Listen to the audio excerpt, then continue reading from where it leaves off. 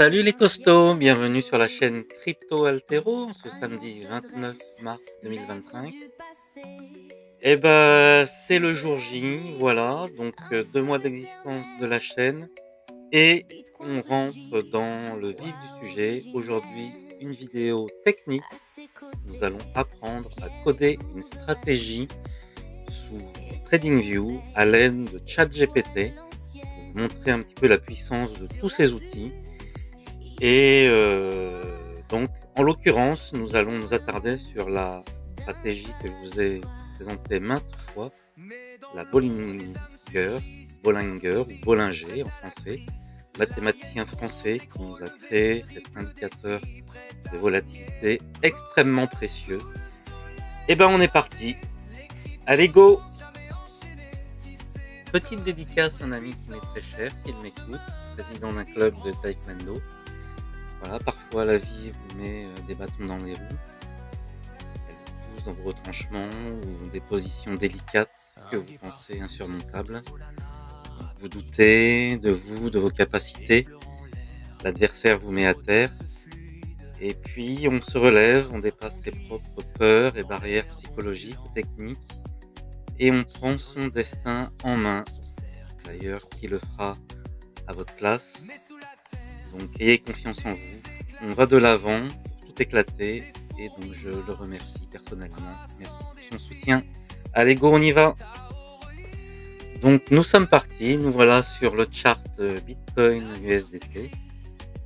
Donc on va se baser pour accélérer un peu le développement sur le code source donc, de notre indicateur des bandes de Bollinger.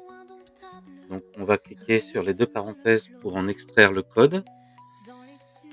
Voilà, donc on va coder en PineScript V6. Voilà, on va faire un copier-coller de tout le code.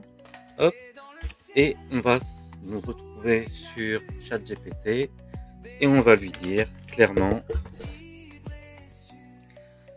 Voilà, donc pour accélérer un petit peu le codage, donc j'ai préparé ce petit script. Donc salut ChatGPT, je veux coder une stratégie de trading en futur short et longue en PineScript V6, c'est le langage donc, de TradingView, sur la base de l'indicateur des bandes de Bollinger. Donc, voici le code ci-dessous. Les points d'entrée sont les suivants. Donc je prends une position longue. Donc j'achète lorsque le prix de clôture de la bougie dépasse la bande supérieure vers le haut.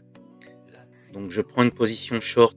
Donc je vends lorsque le prix de clôture de la bougie close dépasse la bande inférieure vers le bas. Voilà. Et donc pour les points de sortie, donc on dit donc quand je suis en position longue, je clôture le prix lorsque la bougie dépasse lorsque la clôture de la bougie dépasse vers le bas la ligne médiane, c'est bien ça. Et en short, lorsque c'est l'inverse, lorsque le prix de clôture de la bougie dépasse vers le haut la ligne médiane. Voilà, donc ça résume un petit peu notre stratégie, qui est la méthode standard de trading en Bollinger. Et on va voir ce qu'il nous propose. Allons-y.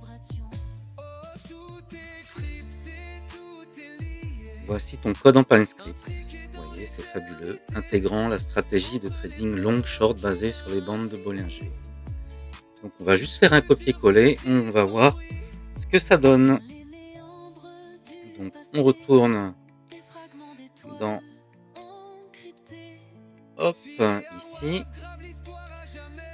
Donc on va cliquer hop là sur ce petit menu, on va faire créer nouveau une stratégie. Voilà, c'est parti, on va tout remplacer.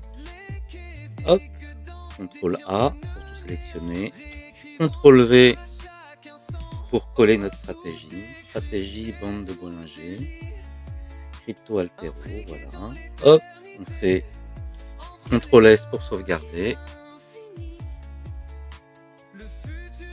Et on va mettre stratégie, c'est parfait, ouais, sauvegarder.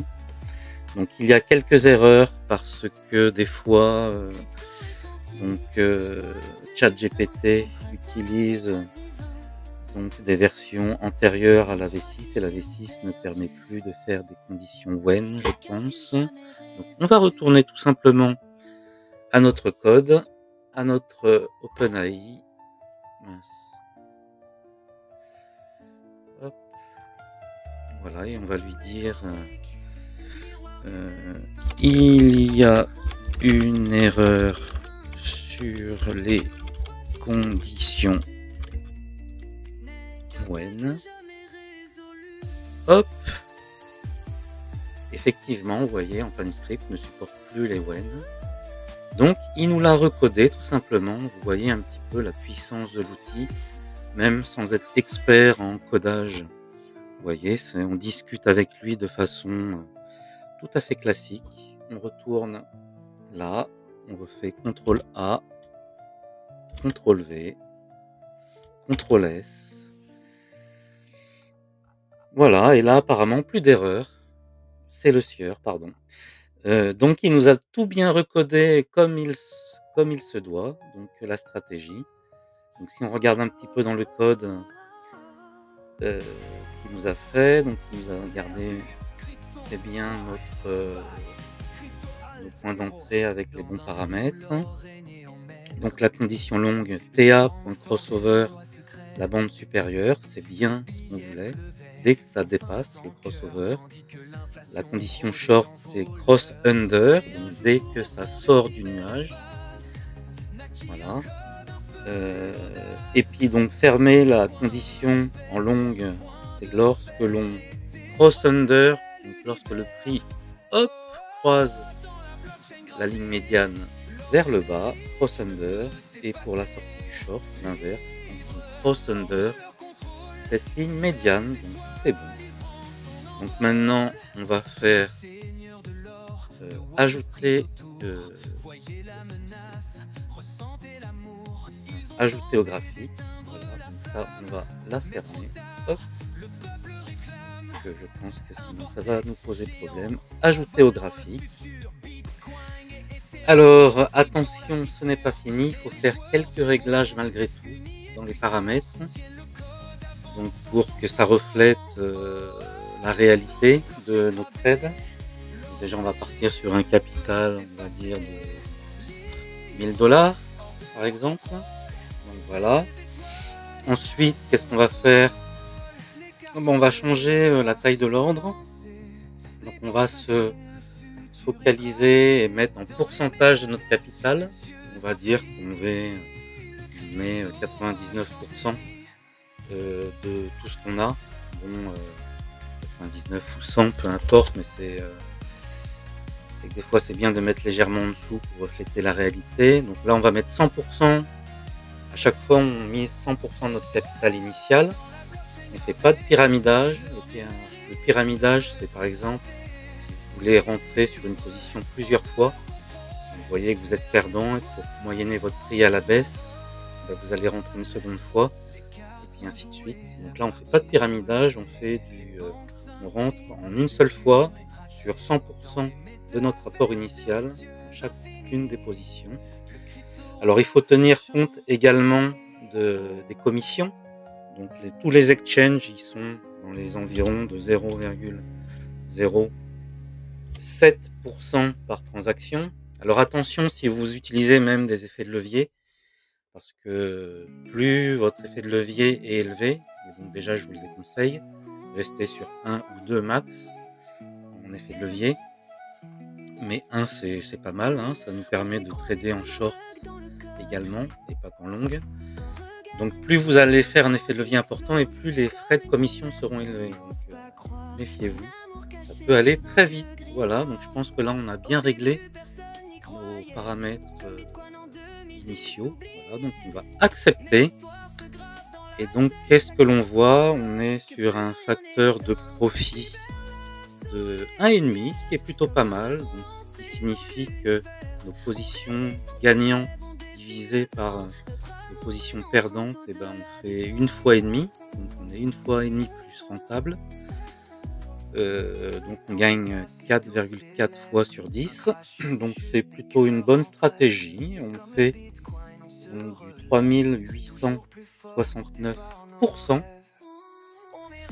ce qui voudrait dire qu'on passerait de de 1000 $ à 41 000, voire 42 000 $. Donc on aurait fait, oui, c'est quand même assez hallucinant, un fois 42. Donc ça montre quand même la puissance de l'outil. Donc si on va par exemple sur notre première position, donc on était en octobre 2017, donc avec un Bitcoin autour des 4000 $. Donc 4000 $. Donc on va comparer par rapport au buy and hold, hein. Aujourd'hui on sait qu'on est à 80 000 $ environ. Donc 4000 x 10, 40 000, donc fois 20 grosso modo en buy and hold. Donc là on fait donc un fois 42, donc on fait même 2 fois mieux que le buy and hold. Donc très intéressant. Voilà, donc après peut-être essayer des time frames différentes, parce que là finalement on se rend compte qu'on fait que 47 trades sur une période, je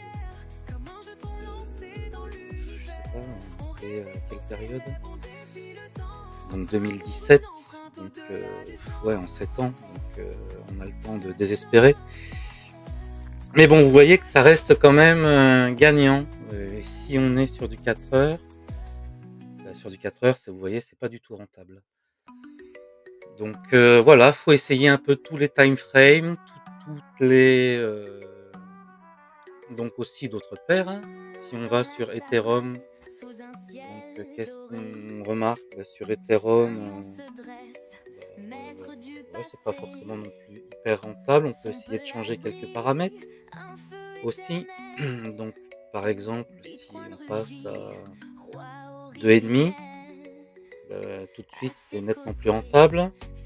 Voilà, donc là on fait qu'un x2, mais un x2, ça me semble plutôt correct, hein. Le facteur de profit, vous voyez, est aussi autour des 1,5. Donc on gagne 4 fois sur 10 et on a 91 transactions depuis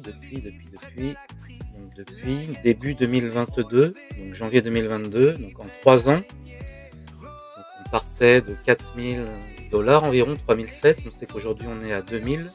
Si on avait fait du buy and hold, on aurait perdu quasiment 50% de notre valeur, alors que là on fait presque un x2. Donc vous voyez que c'est déjà plus rentable de trader que de faire du buy and hold, pardon. Vous voyez, donc on peut essayer, donc là c'est vrai qu'on peut rentrer manuellement, hein, les valeurs, hein. Hop, pour voir si c'est un peu plus rentable, bah, facteur que de 1,2, donc moins rentable. On peut peut-être essayer aussi de... Hop. On a vu que 2,5 c'était mieux. Et on pourrait améliorer notre script notamment en faisant un step de 0,1. On peut essayer aussi de changer la longueur de la moyenne mobile centrale pour voir si ça a une influence. Si on passe à 40, qu'est-ce que ça fait? Hop, bon, c'est un peu moins, 30, 20. Donc on voit que hop, c'était quand même mieux avant, hein. Donc on va retourner sur du 50. Voilà, on peut même essayer éventuellement d'autres moyennes, donc plutôt des moyennes mobiles exponentielles, voir si ça change quelque chose. Non, vous voyez que c'est pas flagrant. C'est même un peu moins bien. Il vaut mieux rester sur une moyenne mobile simple. Voilà. Hop, on fait 2,4. C'est pas plus. Donc voilà, je vous laisse le libre cours donc à vos réglages, mais en tout cas vous avez vu le principe. Le but c'était de vous présenter une technique simple, vous voyez, avec ChatGPT et TradingView, comment coder une stratégie. Voilà, après on peut essayer de chercher des stratégies plus rentables. Donc on a vu que par exemple, quand même sur, Bitcoin, en daily, c'est quand même assez fabuleux, hein. Donc on fait un facteur de profit de 2,5, ce qui est quand même assez extraordinaire, il faut le souligner. Regardez, même en STDEV de 3,5, on fait encore mieux. Par contre, on baisse nos nombres de transactions. Donc là, on voit que c'est plus vraiment rentable parce qu'on a vu qu'on faisait un x20 en buy and hold. Donc il faut forcément dépasser, donc être dans ces ratios-là. Donc non, ça c'est déjà plutôt correct. Voilà, bon bah j'espère que cette vidéo vous a plu. Je vous souhaite un très bon week-end à tous et à toutes. Et je vous dis à très bientôt. Ciao ciao, salut les costauds. Les étoiles, il prend son envol. Les seigneurs de l'or, de Wall Street autour, voyez la menace, ressentez l'amour. Ils ont tenté d'éteindre la flamme, mais trop tard, le peuple réclame. Un vortex géant, avalant le futur. Bitcoin et Ethereum, pris dans la fissure. Mais les joueurs du monde, unis et puissants, soutiennent le code, avancent en chantant. Oh, oh, oh, dans la blockchain gravée, l'or numérique ne peut s'effacer.